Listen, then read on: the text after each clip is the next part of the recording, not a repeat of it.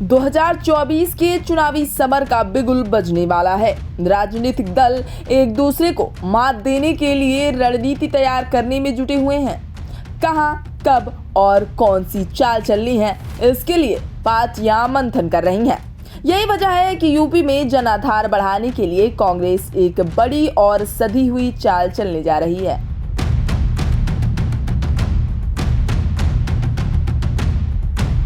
5 राज्यों में हुए हालिया विधानसभा चुनाव में तेलंगाना को छोड़कर कांग्रेस को 3 बड़े राज्यों में बुरी तरह शिकस्त मिली, जिसने ये साबित कर दिया कि हिंदी पट्टी के राज्यों में कांग्रेस का अस्तित्व धीरे धीरे सिमटता जा रहा है। कांग्रेस को ये भी पता है कि अगर दिल्ली का तख्त चाहिए तो हिंदी पट्टी के राज्यों में अपना जनाधार बढ़ाना पड़ेगा, खासकर यूपी में, जहां कांग्रेस की हालत जल यानी जनाधार के बिना तड़प रही मछली सरीखी हो चुकी है। दिल्ली की सल्तनत पाने के लिए यूपी के किले को भेदना अहम माना जाता है। 80 लोकसभा सीटों वाले इस राज्य में जिसने बढ़त बना ली, वो लगभग सत्ता हासिल करने में कामयाब हो जाता है। यही कारण है कि कांग्रेस यूपी में अपनी पुरानी प्रतिष्ठा हासिल करने के लिए बड़ा दांव चलने जा रही है।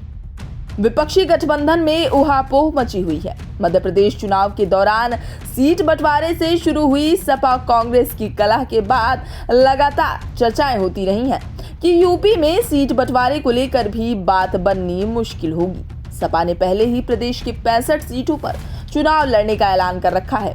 इस लिहाज से देखा जाए तो सपा अगर गठबंधन का हिस्सा रहती है तो कांग्रेस के हिस्से में केवल 3 सीटें ही आ सकेंगी, क्योंकि आरएलडी भी 12 सीटों की मांग कर रही है।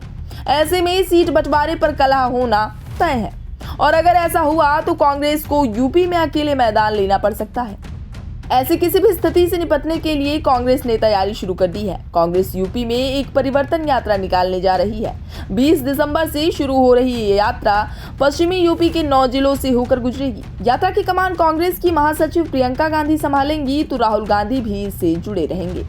ये यात्रा सहारनपुर के गंगोह शहर से शुरू होगी और फिर मुजफ्फरनगर, बिजनौर, अमरोहा, मुरादाबाद, रामपुर, बरेली, शाहजहांपुर, लखीमपुर खीरी होते हुए सीतापुर के नैमिषारण्य पहुंचेगी।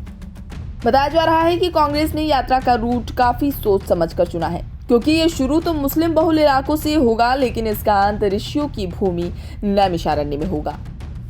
कांग्रेस की इस यात्रा को कुछ सियासी पंडित प्रेशर पॉलिटिक्स करार दे रहे हैं। कहा यह जा रहा है कि अगर सपा, कांग्रेस और आरएलडी मिलकर भी चुनाव लड़ती है तो कांग्रेस इस यात्रा को आधार बताकर ज्यादा सीटों की मांग कर सकती है। अब देखना अहम होगा कि यात्रा के बाद यूपी की सियासत क्या कुछ मोड़ लेती है। ब्यूरो रिपोर्ट, इंडिया पब्लिक खबर। तो फिलहाल के लिए राजनीतिक गलियारे से जुड़ी इस खास खबर में अभी के लिए बस इतना ही। ये लेटेस्ट अपडेट आपको कैसी लगी हमें कमेंट्स में जरूर बताएं और देश, प्रदेश और दुनिया की तमाम खबरों से लगातार रहने के लिए अपडेट सब्सक्राइब करें हमारा चैनल इंडिया पब्लिक खबर और बेल आइकन को दबाना बिल्कुल ना भूलें।